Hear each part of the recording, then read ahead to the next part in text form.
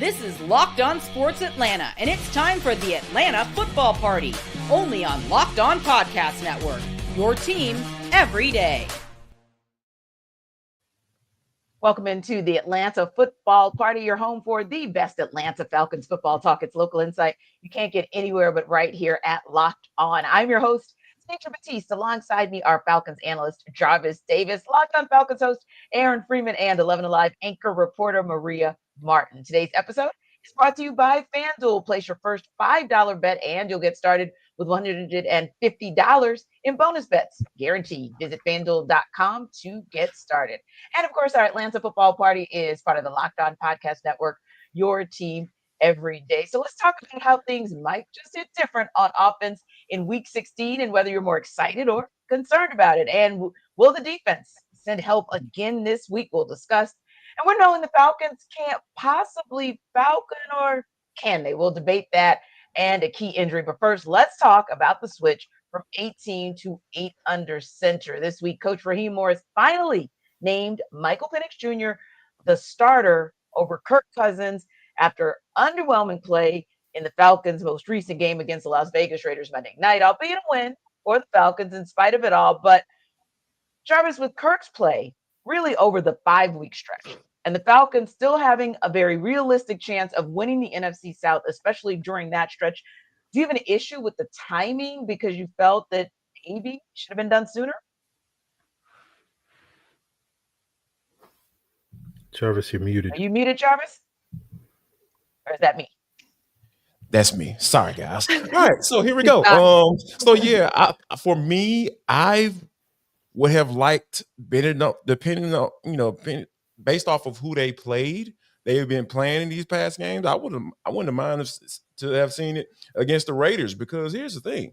You talk about the level of competition, you can ease them in. Like, that was the game plan anyway against the Raiders. Like, hey, let's just get out of here with a win. We know we're better than this team. Let's just get out of the win. That was the game plan. That's literally said that. I saw the game plan myself. Zac Robinson wrote, we're going to win anyway, so we're just going to run the football all day long, and we can get out here with a dub. So, but in all seriousness, though, I feel like Raheem Morris had to make this move. I feel like this was the move to make in order for you to be taken seriously, because I can't take you seriously with game plans like that. The fact that you had to roll a 13-year veteran and out here and say, you know what, we're going to run the ball every time on first down. And the one time that we allow you to throw it on first down, you're going to throw a pick. That says so much about the trust that they don't have in you. And then the fact that, and the one thing that really just stood out to me, that really just brought it home and made it seem to me that, Raheem Morris was like seriously fed up. He admitted that his quarterback to the media had lost his confidence. Who does that? Like, how bad does it have to be for him to openly say that, right? Because he's been playing like his confidence is crap, but most of the time you don't really reveal that. So I thought that was the last straw for me. I was just like, okay, you talking about your quarterback losing his confidence and not being confident as a professional player and getting all that check still coming in on Tuesday? I don't like to get in folks' pockets, but yeah, it was time for sure. Yeah. And for you, Aaron, when you think about the timing of it all, and you think about not just Monday's performance for Kirk Cousins against the Raiders, but you think about this 5-week stretch, what was at stake, what was still realistic for the Falcons to pursue during that time, would you have liked to have seen Coach Rob make a move a little bit sooner? No, I've been the last Kirk Cousins defender over at Locked On Falcons. So I don't waiting for October to happen again, right? Yes, but okay. Yes, yeah. Nephew, his name is Nephew. Sorry. Yeah. But I think you can always second guess a lot of decisions in the NFL. It's a results-based business, and so ultimately, like, if you get the results that you want, then people can say I made the correct decision, and if you don't, then people will have more ammo to second guess it. But I think Jarvis is right that basically, before this game, despite the mini Kirk struggles and inconsistencies over this 4 or 5 game stretch, you you could convince yourself he's going to get it back, right? You can sort of squint and you say, okay, I'll ignore these 2 throws that he made and I'll pay attention to these 3 or 4 throws that he made and we'll get it back. But I think Jarvis is right that once he threw that interception and you basically saw the team refuse to let him, make decisions on first down and second down. Like they were throwing the ball in the first half on second down. They basically did not do that in the second half. And when you reach that point, you are at the rock bottom, as we talked about on the postcast on Monday night, which is like that was the game plan that you would have for a rookie quarterback. That would be the game plan that you would have for, a practice squad player that's a third string. Like if Nate Peterman had to play on Monday night, that's what the game plan would have been for Nate Peterman. And the fact that you were at that point with Kirk Cousins meant that it was the point of no return. So for me, I think the timing is fine based off of that and based off of, clearly I'm in the minority thinking that, hey, there was a sliver of a hope that Kirk would get it back. And again, I think in the first half of that game, there was reasons to be optimistic with some of the throws he made in that game. But it all sort of came crashing down when he threw that bad pick at the start of the second half. Yeah. And Maria, you know so well that throughout Falcons fandom, throughout local and even national media, there have been calls for this change for weeks now. In fact, I saw so many media members literally reposting what they posted 2 or 3 weeks ago saying, we said this, you should have done this. Why, glad you did it now, but really this should have been done a while ago. But for you, was this the right time to make the move from Cousins to Penix? Aaron, I don't think you're in the minority. I've stuck up for Kirk, I think, throughout the entire season. And honestly, I was surprised that it happened. Now, granted, last week on the podcast, I said that if Kirk goes out there and struggles, I would not be surprised to see them make a change. I felt like it could come at some point. It's just the fact that they are still in the playoff hunt. They are right there. Kirk still is, whether it looks bad or not, and it does look bad the last 5 games, is the guy that essentially got you there. And that is really hard to pull away from. That's a massive decision by a franchise that is paying him a lot of money. Now, Arthur doesn't really care. He'll eat the money one way or another. But I still thought it was a little bit surprising. That doesn't mean I don't believe in Michael Penix. It doesn't mean that I think Kirk is going to take this team to the promised land or anything like that. I just did think the timing was a little interesting. However, if it was going to happen, this is a fine week to do it. You put a backup quarterback in there, a rookie quarterback at that, who has seen a lot of football, just none in the NFL, against a team that is a bottom feeder in the NFC. That's a perfect scenario to set him up and set him up with success, So I think that was probably part of the decision making. You can't really make the change before Washington. I just don't think that would play in anybody's favor, good, bad, and different, whether Kirk's playing great or not. And we all know he hasn't.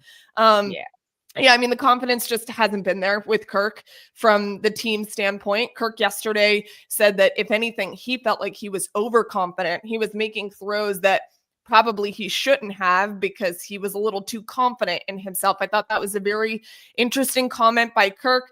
And I just hope that fans really lean into the humility side of this. There's 2 sides of the coin. I know people are just going to go back to, he's got $100 million. He's going to be fine. But at the end of the day, it still sucks. I mean, this is the worst part about the business. And he had expectations for himself, I think, coming into this franchise. And we all did. 13 years in the NFL, in your 13th year, you think that this is a quarterback that can get you to where you want to go. However, I want it to be balanced with the excitement. I was so pleasantly surprised by Mike's press conference. He's a very even keel guy. You hear the coaches talk about how cool, calm, and collected he is. I've gotten to talk to him a little bit off to the side throughout the past year since he's been picked up with the Falcons. He truly is that, but he showed a little bit more of his personality yesterday, which I thought was awesome. Showed the human side. He's going to be a little bit nervous, but that he's ready to go. And so, yeah, I mean, I was a little surprised. However, I'm fine with the decision. And I think the timing, if anything, this is probably the best case scenario. Yeah. And, I kind of am somewhere between or amongst the 3 of you guys, because I know Jarvis was probably the first of us between our Monday football party and Thursday football party to say off with his head. But the rest of us were a little bit slow. I wasn't that intense. Yeah, you were strong with his head. That's you say so.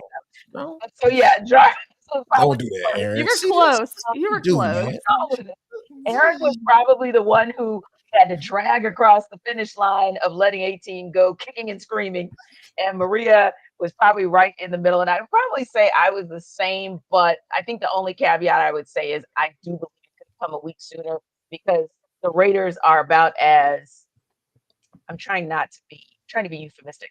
Cheeky? The Raiders are about as subpar of a performing team in the NFL as are the Giants. So it would have been nice for him to maybe have a dress rehearsal ×2 before the Commanders, because I think for me, I kind of expected this to happen. I wasn't very optimistic that we would see much else from Kirk Cousins, even against the Raiders. So for me, I actually would have preferred it to happen at least a week sooner because I think we'd seen all that we needed to see to know that it was time to move on. But one more thing, Maria, the other thing that we talked about last week as well was whether or not we thought it was realistically going to happen. So I think you made a great point to kind of go back to that whether we wanted it to happen, whatever our opinions were, I don't think anybody actually legit thought it was going to happen because the comments were so strong initially on we're riding with Kirk the rest of the season. But then, if you remember, we talked about this Thursday. I mentioned there was a little chink in the armor about Raheem Morris's commentary last week. It did not sound as convincing as it did the week before. And then, of course, I think Monday after the game in Las Vegas, you pretty much kind of saw, oh, wait a minute, there might be a little crack there for Kirk Cousins to actually be benched and for this team to go with Michael Penix. But Jarvis, in all fairness, because you were the person who really, really kind of jumped on that bandwagon earlier, I know you wanted to just kind of share some other thoughts on this move from Cousins to Penix.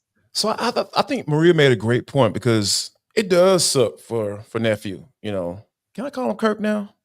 Please and thank you. No, Yeah, I call him Kirk. He's kind of like at 36. Is he really your nephew? I think you should call him uncle, but you know, I'm older than Kirk. Shoot, I'm older than Kirk. Shoot, what you mean? Barely. But for the general body, he's more like uncle than he is nephew. But go on. He make more money than me. That don't make him. I mean, I got to call him sir because he make more money than me. That would mean he was your daddy. But whatever. Yeah, well, we ain't gonna go there. We're not gonna go there. T. What is I need you to say pause right now. But anyway, okay, real quick. So my whole point before we start going off the rails, I think Maria made a great point. I do believe that this sucks for Kirk. Here's why. Because this is a situation that he tried to avoid when he left Minnesota. Because he didn't want to have a young quarterback in waiting right behind his shoulders and peeking over his shoulders. No, he didn't want to do that. That was one of the reasons why they couldn't come to an agreement on a deal, because Minnesota was very upfront. Like, hey, man, we're going to get a young dude. You can stay here if you want to. We'll give you, we'll give you a nice little contract, so you can kind of ride this thing on out. But we're going to bring in your predecessor. So I think, and for him to come down here and, get the $100 million guarantee, the other 80 that's monopoly money. We all know that. So and then the draft happens. And then the draft happens. Yeah. And then he gets the phone call right before they make the pick.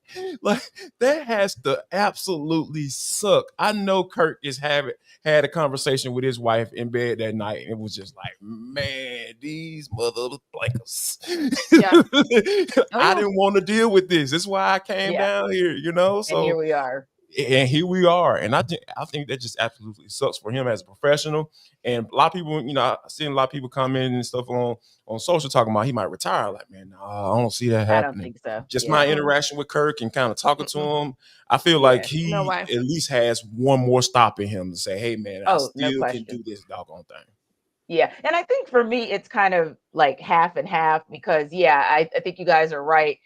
You walk away from Minnesota because of what you knew that situation was going to be. You come to Atlanta and that situation is on you. And sometimes our fears and our trepidations are latent.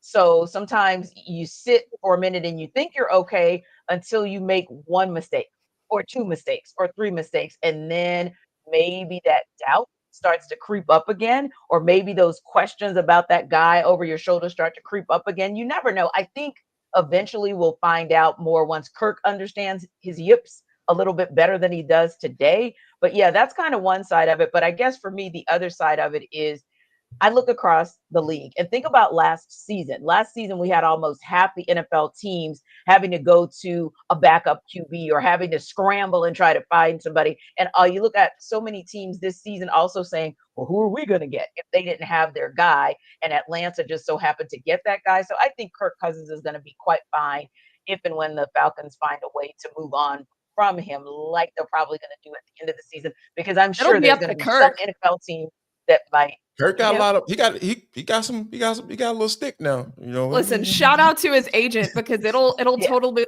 be the ball is in their Need to court give his from here agent. on out. Exactly. Yeah. So I think he'll be able to call his shot and he'll be just fine. So now that we know that the Falcons have moved on, are you more excited or concerned about a rookie being the one who'll take the Falcons, as I was thinking, and as Maria said, to the promised land? We'll talk about it when we take it under further review.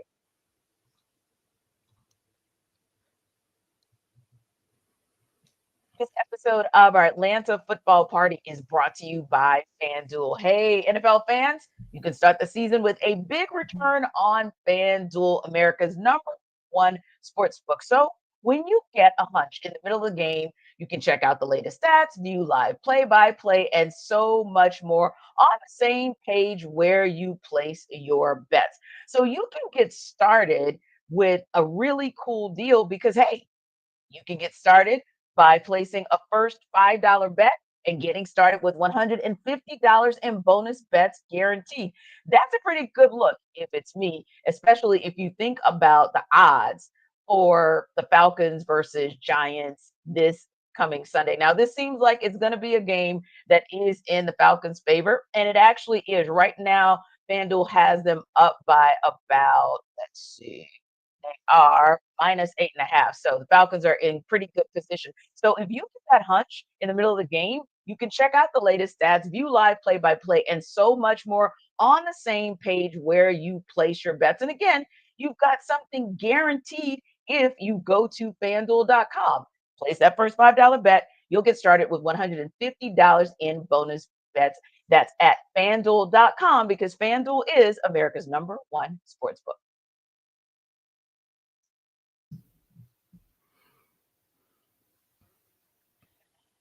So the Falcons offense, how do we say this nicely, has looked, we'll call it vanilla, to say the least, and very one-dimensional as the season has worn on with Kirk Cousins at the helm. But now, Aaron, there might be an opportunity for Zac Robinson to rethink things and really, really open up his playbook with what Michael Penix brings to the table. So for you, how different do you expect this Falcons offense to look with Michael Penix as the starter, but also taking into consideration that this will be his first start at the NFL level come Sunday? I'm not expecting a whole lot different from the last couple of weeks. I think the Falcons have been one of the most run-heavy teams in the NFL these last couple of weeks during Kirk's slump, in part due to Kirk's slump. They're just like, we're just going to get back to running the football, and hopefully the quarterback will take care of the football. And obviously that wasn't the case over these last couple of games. And so I think they're going to do the same thing with Michael Penix, especially given that he's had 22 dropbacks if you count the preseason and garbage time.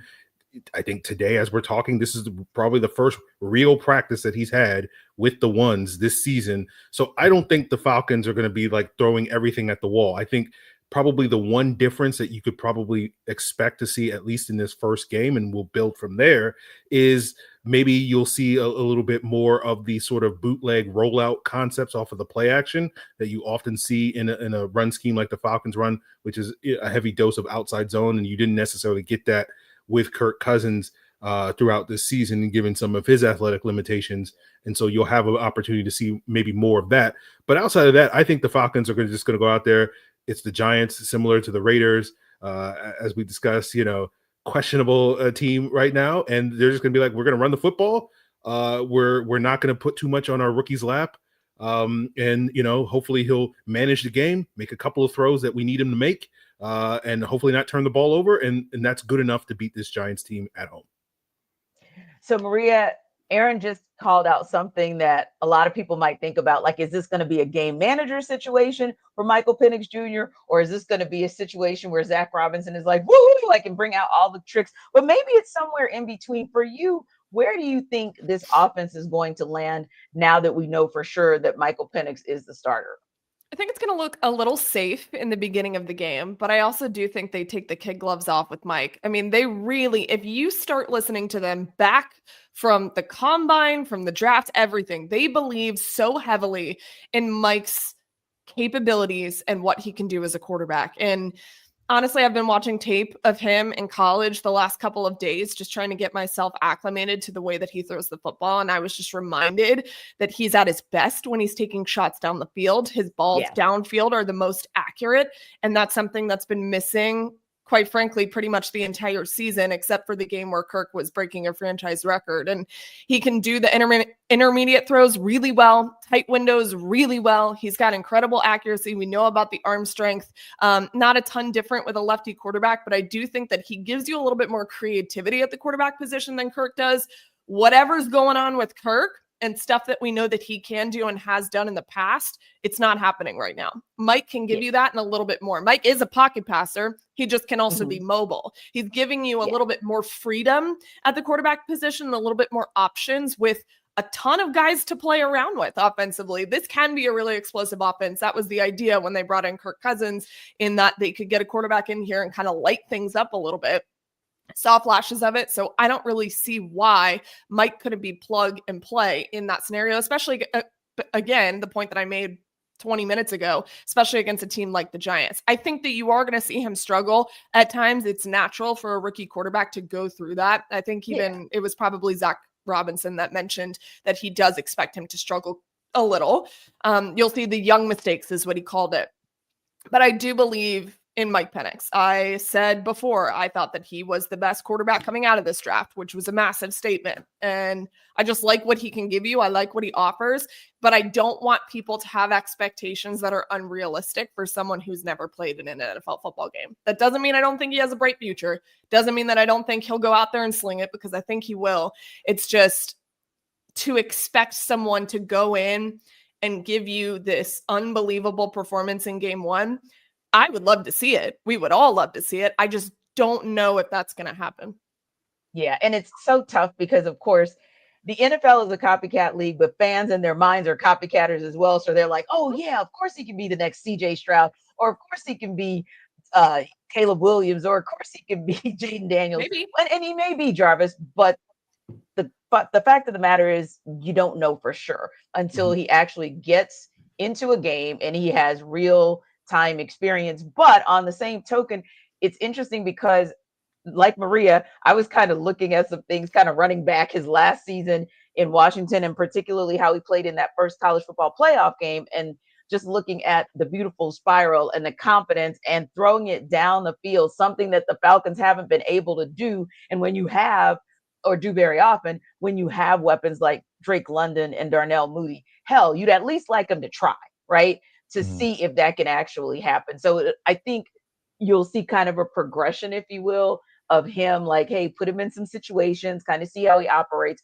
But here's something I thought that was interesting too. I don't know if you guys saw this, but there were a couple of reports that came out even before the change was announced that said there were some rumblings in that locker room where some members of the offensive side of the ball, whose names remained anonymous, but it was a Fox Sports report that said those guys were looking, hey, maybe we do need a transition, because they're thinking that could open up the offense as well. And then also I was listening yesterday to one Roddy White, and he was particularly excited about what Michael Penix would be able to do as well. I'm going to hold that thought for a second, Jarvis, and kind of come back to it, because I know you wanted to chime in as well. To be honest with you, T, can I tell y'all the moment that I fell in love with MPX's game? Can I tell y'all the moment? Why don't you? Take it back to Senior Bowl. I think Aaron was sitting by me. I was just like, Mike, MPX is the guy. You know, he has that accuracy of just pinpoint. It stands out. It just stands out. Like, receivers loved him down there at Senior Bowl. Like, you just can tell, like, guys were just running to go with him. You know what I'm saying? When they saw 9 up there, they was like, oh, yeah, man. Like, 9 up there, I know I'm about to get this ball right in my doggone hands. Just makes it so easy for the wide receiver. And what's the thing that has stood out in these past few weeks in Kirk Cousins' slump? The fact that he's skipping balls out there. he's just being inaccurate. The timing is off. It's just a lot of different things. So I feel I'm with the guys who spoke anonymously. I said, I'm going on record. I feel like Mike MPS can unlock something with this offense. When you talk about accuracy, timing, throwing one of the best deep balls in the draft, not just one of the quarterbacks, one of the higher level quarterbacks. I'm talking about in the entire draft, in a draft where with Caleb Williams, where everybody thought he's the next generational guy, So when you think about it from that standpoint, what this offense has been missing, accuracy, being slow with the football, not finding your man-to-man beaters, in certain times of the game, and not being able to get the ball there or not having the confidence enough to get that ball into that spot. So, yeah, I'm not saying that he's about to get out here and throw 25 for 32 and Or 300 yards and 2 touchdowns, 500 yards, and like a lot of people think he's going to do. Yeah. But, man, I feel like you're going to see the difference. There's going to be a vast difference when you see how this offense operates, because I think that Zac has some things that I know he's going to add, like Aaron mentioned, like that play action, the way they've been running the football. The people have to respect, the teams have to respect it. And then, if you know that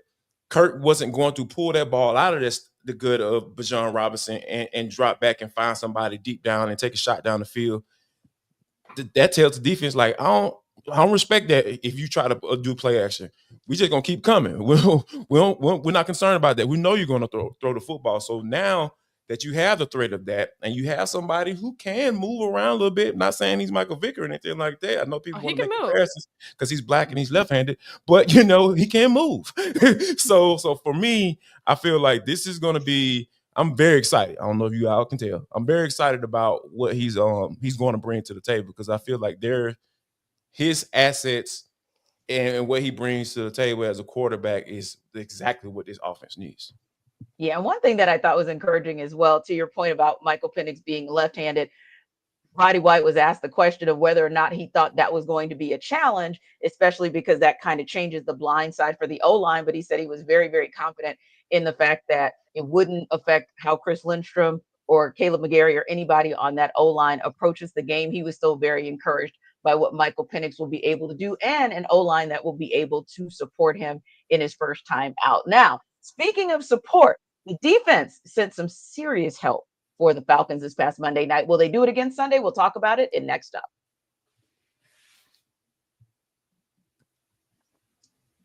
This episode of our Atlanta Football Party is brought to you by Rocket Money. Did Rocket Money help you find any subscriptions you forgot about or that you were paying for twice?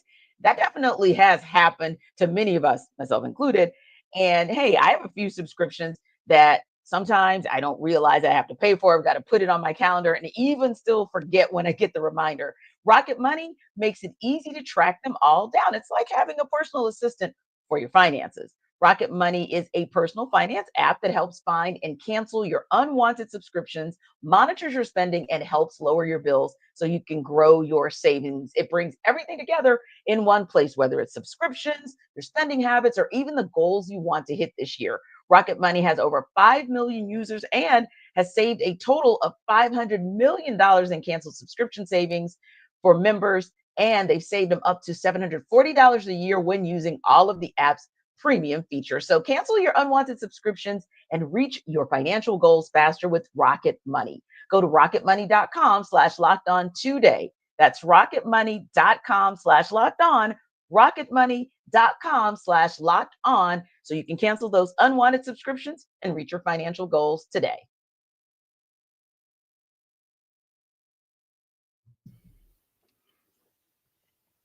So save for the defense, Maria, balling out last Monday.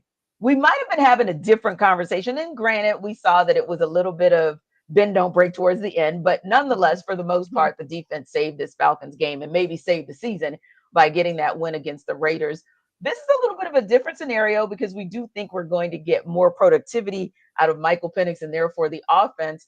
But the defense may still have to do a little bit of stepping up. So when you look at that performance on Monday, you look at who this defense is facing Sunday, how can they maybe help Michael Penix out so that the weight isn't solely on his shoulders to get this win.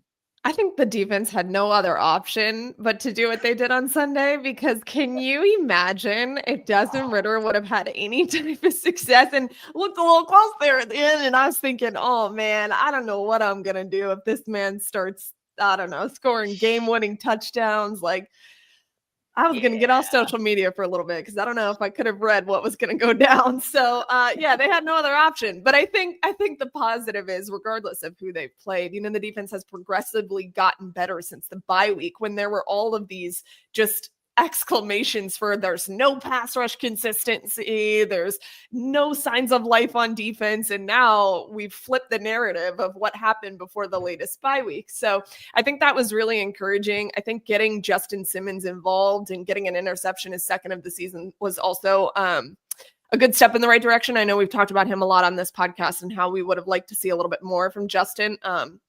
So that was a positive sign, because what he specifically has talked about the last couple of weeks is the defense being able to get those takeaways, turn the ball over, give the offense an opportunity to have the ball and have the opportunity to score. So more takeaways, I think, especially because Drew Lock obviously has a lot more experience than Desmond Ridder did. It is certainly a different kind of challenge, and the Giants have their own snowball of negativity and bad things that have happened to them this season. Even at the quarterback position, it's kind of been a disaster. But Drew Lock has a lot more experience. He'll give you a different kind of challenge. But the guys up front have certainly stepped up as well, and it's been encouraging that they've slowly gotten better. So I think that they can certainly help out their rookie quarterback by getting those takeaways and giving him more opportunities to, hey, show us that you are everything that this coaching staff believes that you are. Yeah. And I think too, anything that they can do, that whether that's defense or even special teams, Aaron, because they also had a night Monday night, anything that they could do to flip the field and give Michael Penix the opportunity to capitalize with less stress and less need to go from one side of the field to the other. I think that's going to be huge. And yeah, it was good to see some turnovers kind of show up, something that we hadn't seen in several weeks from this team. And there's one more thing that I think can work in the defense's favor to help Michael Penix out. And that's something we talked about Monday, the fact that, hey, or Tuesday rather, the fact that, hey, even if you don't have a Nate Landman, or obviously you won't have a Troy Anderson, this defense has just found ways where guys have stepped up in the last several weeks to look a little bit more like the defense that we saw when it was at its best earlier in the season. So yeah, I think this is now a defense that if it has to bring some help for Michael Penix Jr., it actually can. Yeah, I agree. I think, with defense, it's pretty basic, right? You stop the run, you rush the quarterback, and you cover the guys on the field. Don't let them get open, right? And tackle, right? And if you check those four boxes, you'll be generally good against pretty much any offense that you face. And I think this defense has the capacity to do all of those things against this Giants team. I think the one challenge is potentially Drew Lock's legs. Like, I know Drew Lock is not necessarily a running quarterback, but we saw last week with Desmond Ridder, he was able to pick up a couple of first downs. And the last time Drew Lock started a game against the Saints, there was a couple of third downs that he was able to convert with his legs. And so I think that's going to be probably the biggest challenge for this defense based off of how they have played for the most part coming out of the bye week. And, looking back at last week, if we just forget the last two drives, prior to that point, and go into, I'm sure, something that Jarvis will talk about with the sort of aggressiveness in the defensive play calling versus what they were doing in those final two drives. So I think if they continue to do what they've been doing these last couple of weeks, they should be fine. And so if they can stop the run, create those turnovers, get after the quarterback, that should give their rookie quarterback every opportunity that he needs in order to put up points. Like, I would love to see Michael Penix go out there and lead the Falcons to, 3 touchdown drives in their first 4 possessions or whatever, and get out to like a 21-0 lead. But I'm not expecting that to sort of go down. And so the defense is going to have to sort of bring it, probably in all likelihood, because I don't expect this to be like a 34-13 blowout, although I would love to see it. Man, you just speaking to my heart right now, Free. Right. Especially because of that aggressive point that he made. I know that's something that you like to see, Jarvis, the aggressive play calling by Jimmy Lake, but also a defense that actually showed up to be able to execute that. Absolutely. And here's the thing. When you talk about turning teams over, that's extra possession for your offense. And like you said, you can set this man up so well. If you normally get what 7 or 8 possessions or 9, 10 possessions or whatever, if that's the normal game flow, you talking about going from 8 or 9 to 10 to 12. I mean 8 or 9 to 10 to 11. Those are some of the things that makes all the difference in the world. Even if it's a field goal, a field goal or a touchdown. Those things make all the difference in the world, especially when you're talking about a rookie quarterback making his first start. That helps ease him into the game. And then that even give Zac Robinson, hey, this is not a possession that we would normally have. Hey, let me see if I can take a shot here on the first play. You know what I'm saying? Let me do this bootleg, outside zone bootleg, or rollout or whatever, and take a shot upfield. Something that no defense really has seen this team do all year because of Kirko's limitations. So for me, I feel like this is one of those games where I want Jesse Bates. One of my colleagues was talking about that interception by Jesse Bates. He was talking about, oh yeah, that was definitely a bonus pick right there. Like he made sure he caught that one for a reason. I'm sure he had some incentives laid in that contract, and he was like, "Yep, I got to get this one. This is mine." And I get it. I respect it, brother. I'm glad you better make sure you catch that doggone thing if you're gonna do that. But I think overall though, guys like Jesse, Justin Simmons, hey, I want to see more of that. Can we, it seems like he only can get picks against AFC West teams. Like, can he get a pick against the NFC East team? Hey, it's on the opposite side of the United States. Maybe you can get an interception with that team as well. So, and also, I want to continue to see this defensive line, this front continue to progress, because I don't think we got a chance to talk about it on the postcast. I like what Rook is doing. Like, we just kind of touched on it. Yeah. When we didn't really get into it, but I feel like he might not be the pass rusher that you want right now, but if you're being disruptive and getting TFLs, that's a hell of a start for me. Like, I will take that all day. If you could be disruptive and have people having to pay attention to you, when they're running the football, I absolutely love that. And I think the energy that he brings, it's kind of like his personality. That's not kind of, I'm sorry. That is his personality. That is his personality, right? He Very brings, much like that. when he brings it, when he wakes up in the morning, he's like, man, I can't wait to do whatever I'm about to do. He could be cutting grass and he'll be out there just causing all type of havoc, with that job. So yeah, I think that I like what Rook is bringing to the table. Continue to do that. Katavi Street, I love it. I mean, this dude's just been playing some football. I love that. So I think with your interior guys causing disruption in the run game, and then AK continuing to bring that as he continues to progress, continue to bring that pressure, sir. Don't run past the quarterback, though. Just retrace your steps and go ahead and get you a sack, man. I'm telling you, man, it happens every time. I promise you. You'd be surprised. But yeah, that's where I'm at. And Jimmy, don't be getting conservative, sir, at the end. Like, no, go ahead and drop him, dog. Just drop him. Right. Could you have an opportunity? It's like, and no offense to Drew Lock, but I mean, he's going to be the quarterback. So similar to what we, maybe a little, but similar to what we saw this past Monday with Desmond Ridder. Yes, the Falcons were able to get home 4 times, but to your point, it was the tackles for loss, and it was everything that ever so slightly. Then as the game wore on, anything that the Falcons defense could do to get Desmond Ridder off his mark, to get him out of rhythm. I think as the game wore on, you kind of saw, okay, so those tackles for loss, those are like sneaky good in terms of being able, from the collective space of what this defense was able to do Monday. That's also what I'd like to see again. And of course, we talked about this ad nauseum, but it's a good ad nauseum, and that is having the conversation about players that we've been asking to show up, that have been ghosting the defense this entire season, that suddenly have reappeared.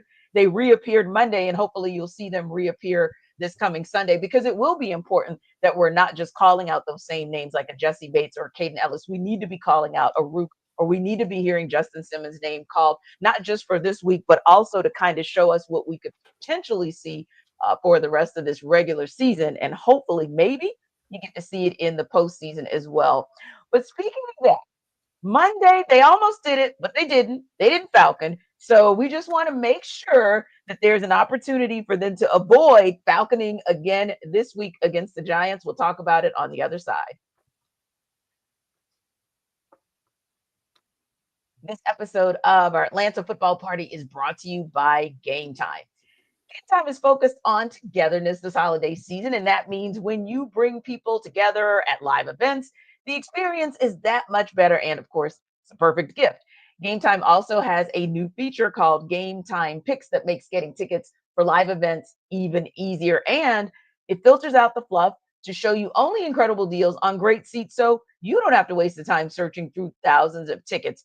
Now, Game Time Picks also has a couple of other things that will work in your favor that'll make this an even more appealing option for you this holiday season. They have a lowest price guarantee. So with all the money you have to spend throughout the holiday season, who wouldn't want that type of guarantee where Game Time will credit you 110% of the difference if you find a lower priced ticket? So take the game work out of guessing. Buying tickets with Game Time does just that. Download the Game Time app, create an account, and use code LOCKEDON for $20 off your first purchase. Now, terms do apply, but create an account and redeem code LOCKEDON for $20 off. Download that Game Time app today, because what time is it? It is game time.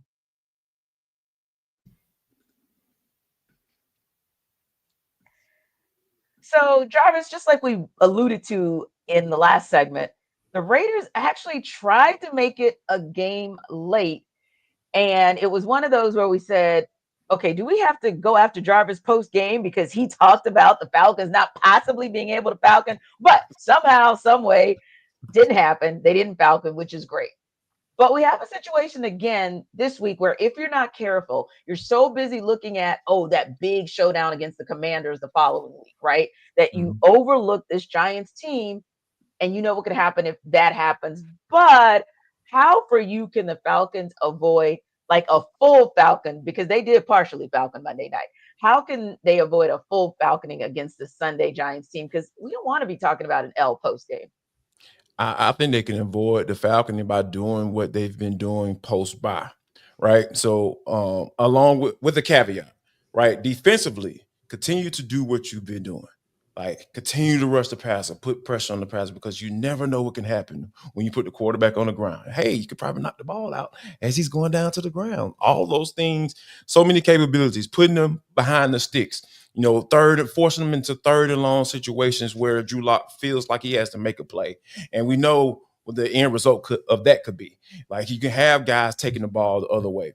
Also, can we get this same special teams unit that we saw on Monday night as well? Because they were one of the, I always talk about 2 out of 3 of those phases of the game is what you need to get a dub. Defense and special teams, they won that game for them. So by giving the offense good field position, by making sure, getting good returns and putting some pressure on the opposing punter, and by blocking those kicks. And Cardero Hod, shout out to you, HBCU, my brother, getting that special team player of the week, man. That is team player. Yep. Yeah, that's absolutely. I love it. I love that. Like, we need more of that.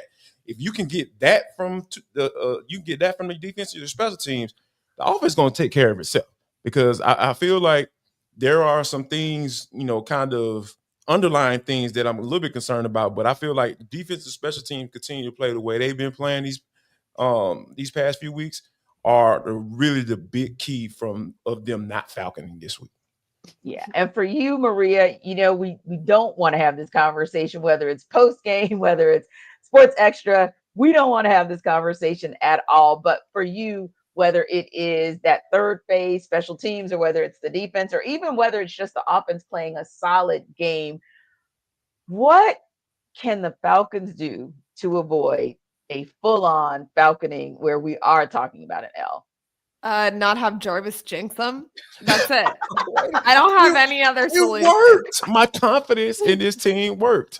Like, when do I ever exude confidence in this team? Come on. No, but remember last week when you were talking and we were all very nervous because you said there's no way this can happen. And then look, they almost lost the game. And I just remember thinking, like, this is Jarvis's fault. If they lose this game, you were the first person that I thought of when I thought that Desmond Ridder was going to drive down the field and score game-winning touchdown. That ball was in the air, and I was thinking, It's Jarvis's fault. The universe hates this man. Okay, anyways, it goes beyond that. I think it's good that, the Falcons are getting 2 back-to-back teams that are at the bottom of everything, right? Yeah. That can only help your confidence as the team, especially when things have been such a roller coaster for the Falcons. I always want to remind everybody, I know it feels so bad in Atlanta sometimes, but it can always be worse. You literally mentioned the Bears earlier. You could be the Bears. You could be the Giants. You could be the Raiders. You could be a lot of other teams. It's not so bad. So I think that if you can just take advantage of this Giants defense, who has struggled largely on their losing streak. I mean, this is the team, once again, we're meeting with 9 straight losses under their belt. 6 of the last 8 games, their defense has given up over 26 points. Take advantage of that, especially with a rookie quarterback who you believe can give you opportunities in the end zone. And again, I don't think this is going to be this insane coming out party. And Vegas also does not believe that. This game opened the line at moved. 10. And the line moved down. And that's just what happens with a rookie quarterback. You kind of don't know what to expect, which again goes back to why this was such a massive move for the Falcons to make. It's indicating it's over for Kirk. It's now Michael's time. So I think if you can be conservative with him in the beginning, like I had mentioned, play it a little safe, get his confidence going, that's a way to not Falcon. If you're just going out there and saying kid gloves off, training wheels off, let's rip it, let's ride, and things go south really quickly, that's how you Falcon. And thank you. I think that is how you avoid it. So don't let Jarvis jinx you, and be conservative with Mike in the beginning, and then let it fly. Aaron, I think you clutched your pearls the hardest last week when Jarvis talked about the falconing. So I'm going to let you chime in on making sure that this team actually does not fully falcon. What do you need to see from them so that you can say, yeah, Jarvis, you almost did it again this Sunday, but no, you didn't do it again this Sunday, fam, because we're going to be talking about a dub. Yeah, there's, we talked about like our level of concern last week, and I was like, I'm always at a 6 out of 10 when it comes to the Falcons, and it's like there's always a falconing that is waiting to happen. That is just in the background, just creeping. It's like, is this my chance? So there's always a chance that the Falcons will falcon. Always a chance. I think with this Giants team, and the reasons why you have concern against this Giants team, and speaking on what Maria says, if you get into a game where you have to throw the ball 40, 50 times, and you're dealing with Brian Burns and Kayvon Thibodeau, and we've seen Brian Burns. Let's be real. Yes. Mr. Burns. For the Atlanta Falcons. Mr. Burns. Yes. That's somebody's daddy, Jarvis. But anyway. And then you look at the Giants offense, they have a guy named Malik Neighbors. You give him some space, he can take a 12-yard slant 40 yards on you. And so those are some of the challenges the Giants are going to bring to the table. And so if the Falcons don't have answers to deal with those guys, the chip help that you're going to need for your offensive tackles dealing with those edge rushers, the bracket coverage that you saw last week against Brock Bowers that was able to keep him out of the game, you're going to have to do a similar thing with Malik Neighbors. I would love to see AJ Terrell sort of shadow him as much as possible, but that still gives opportunities, one-on-ones for Wan'Dale Robinson in the slot. And we've seen D. Alford be up and down. I thought he played much better against the Raiders last week, but we need him to play like that as opposed to what he played like the week before against the Minnesota Vikings. And so those are some of the things that I think the Falcons need to do on both sides of the ball in order to avoid this falconing that we're so worried about. But I think they should be all right if they can get the pressure on the quarterback, if they don't let Drew Lock suddenly, because we've seen, like Dak Prescott never scrambled, and then he busts off like a 20-yard scramble against the Falcons in that Dallas game. So don't let Drew Lock have that moment where it's like a 3rd and 16, and it's like, oh, of course we're gonna get off the field, and then Drew Lock makes JD Bertrand miss in the open field, and he scrambles for an 18-yard gain or something like that. Like those are the things that we need to avoid in order for the Falcons to not falcon. But I think people should be confident that based off of going back to what Jarvis said, how this defense has mostly played coming out of the bye week, especially with the ways that they win up front and going up against a Giants offensive line that has made progress from the disaster that it was last year, but is still one of the worst offensive lines in football. If they can control the line of scrimmage and not let, Malik Neighbors go off or Wan'Dale Robinson go off, and then they can just don't let Brian Burns do it again. Like we've seen it happen so many times. They'll be all right. Yeah. And I think we make jokes about Drew Lock, but the reality is if you look at the last 2 games, granted, we're talking about against Dallas, we're talking about against New Orleans, but I mean, your competition is your competition, whoever's in front of you. And he did have almost 60 yards rushing in both of those games. And he did have a touchdown against the Saints. So it's not inconceivable that maybe he's a guy who can extend plays with his legs. And maybe he's a guy that can score and put just a little bit more pressure on this defense, or put a little bit more pressure on the Falcons offense to actually score, because we have seen him do it both ways. So I think you do make a great point, especially when you've got somebody like Malik Neighbors who can be Captain Sava. So even if you don't throw a perfect ball, Malik Neighbors is certainly there to make it look perfect. So yeah, you definitely want to be careful to not just assume that this game against the Giants is going to be a gimme. And when we come back, we'll go to the fourth quarter to discuss another move that the Falcons finally made this week.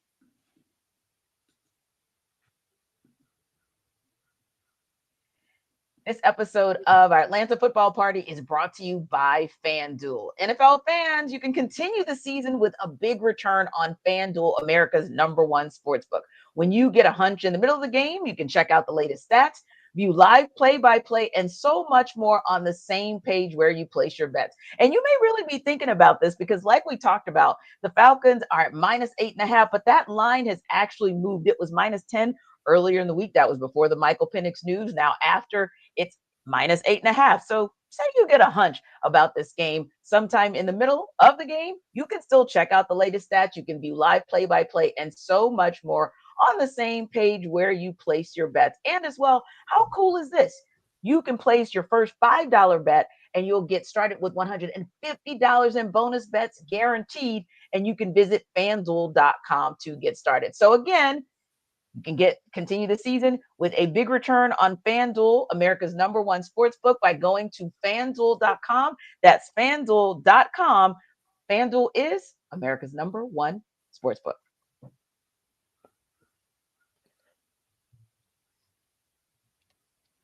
So this is one of those pesky little situations that we kind of talked about on and off really for the entirety of this season, but it kind of went quietly into the night once the Michael Penix news came out. Obviously, the news about Younghoe Koo going to IR came out after, but we kind of thought something wasn't quite right with Koo this entire season. So finally, we get the news that he's been placed on IR. We get the news that the Falcons, who they signed Riley Patterson to the practice squad from the Cleveland Browns. Now they've elevated him to the 53-man roster.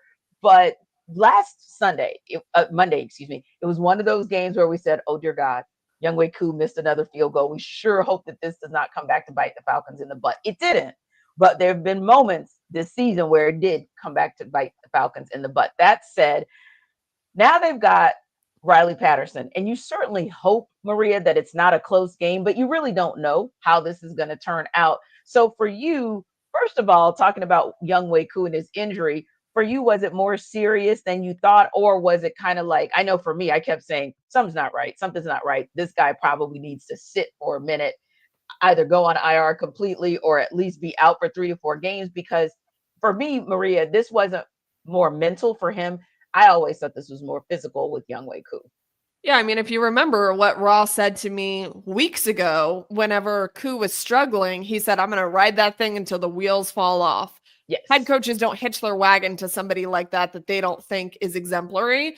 And prior to this year, Younghoe Koo was one of the most reliable kickers in the National Football League. So yeah, I mean, I'm with you, T. I really thought that something was off. There was something else going on. This is the guy who previously, before this year, had never missed more than 5 kicks in a single season. And now we see him missing kicks that he could have done with his eyes closed and in his sleep. And even once the 42-yarder, he missed it on Monday night against the Raiders, I said, he's got to go. Something's happening to him. I don't know what's going on. And it's not really a knock against him per se, because again, I think that he is one of the most consistent kickers in the National Football League, but something is an issue. Now that has obviously reared its head and he's going to the IR, and it has gone kind of quietly. I remember after Raw talked to us on Monday, on Wednesday, I don't know what day it is. On Wednesday, we all looked around and said, oh my gosh, we all forgot to ask about Koo, because it was just the giant news of changing a quarterback just kind of masked that. But this is also a massive move. Koo's been one of your steady hands on this team for a long time, but hopefully this will help the scenario where you were getting a little bit nervous if games were close. Could Koo do it? Could Koo make these easy kicks that we've seen him make for years now? So hopefully this helps quite a bit, and hopefully he can get healthy. And we're talking about the playoffs, dipping into the playoffs a little bit further, and Koo can potentially come back. But as of right now, I think this was a good move because I knew something wasn't right.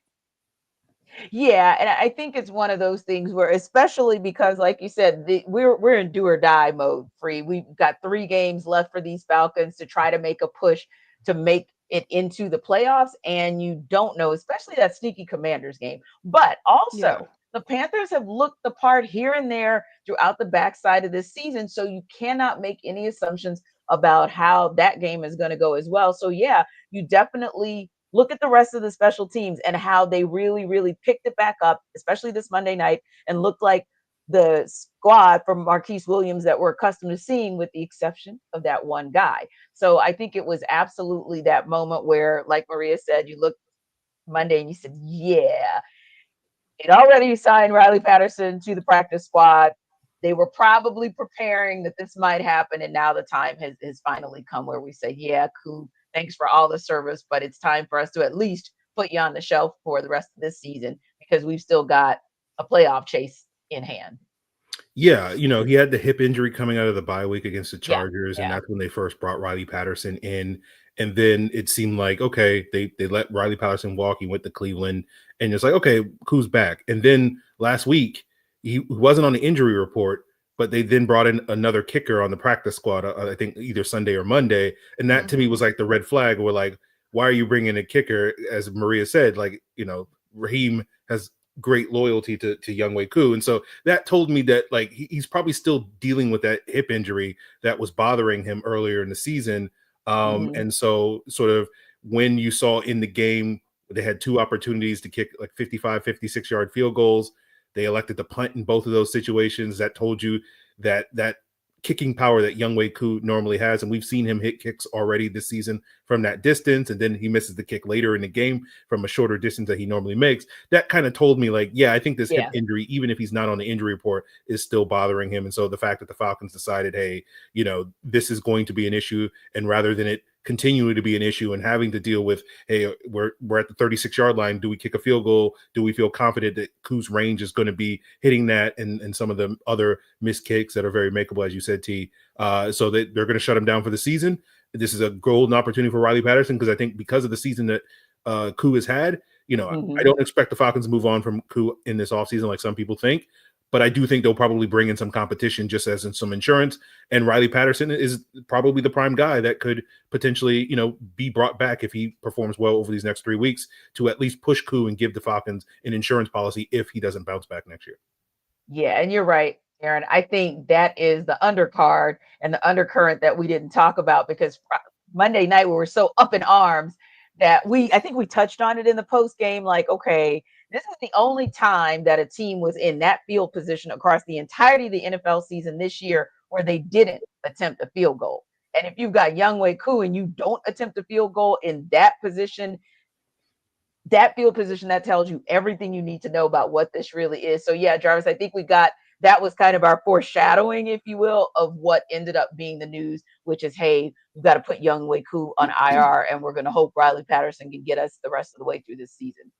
Yeah, because you don't have time to kind of figure out, is he going to be able to make this kick at this particular point, or anything outside of 50 yards? We can't even attempt that anymore. We got to play field position, and that's just too much, So I'm glad that Raheem dropped him again.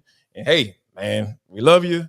I appreciate you. I always be loyal to you, but it's time to move on at this point. But I'm trying to get into the playoffs. So and y'all know me. I'm kind of quick to jump on to get rid of folk bandwagon. I'll go back to that Saints game. Yeah, right. You know what I'm saying? Like, go back to that Saints game. And I was like, hey man, little dog, I need you to do better, sir. But yeah, he's been okay, since then. But yeah, I think this was the right time for Rod to go ahead and make that decision and say, hey man, go ahead and be on IR, and then we'll try to figure out what we need to do next year. All right, guys, everybody has 20 seconds except me. So, Aaron, I'm going to start with you. If Michael Penix comes in and balls out Sunday, are you going to be excited? Or are you going to be like, man, they should have done this sooner? I'm going to be excited. You take what you get with the Atlanta Falcons, so I'll be excited. Maria, excited if Michael Penix balls out, or man, you should have made this move sooner? Just excited. I'm excited to see Mike get the opportunity. And look, the Falcons are trying to make a playoff push. So excited is all you're going to get from me. And Jarvis, excited or man, why didn't you put 8 in sooner? I'm going to be both, T. God dog it. I'm going to be both. Like, yes, I'm going to be elated that Michael Penix is who I probably thought he was going to be as a quarterback. But, oh, my gosh, why we could have done this earlier? What are we talking about here? Goodness gracious. Well, it's been done. So, hey, we're going to be happy about a post-game show on Sunday that talks about a win and a sports extra show that does the same. Thanks to our everydayers for making the Atlanta Football Party your first listen of the day. Locked On Falcons should be your second listen. And don't forget to check us out post-game Sunday for the Locked On Postcast and Maria Martin on Sports Extra come Sunday.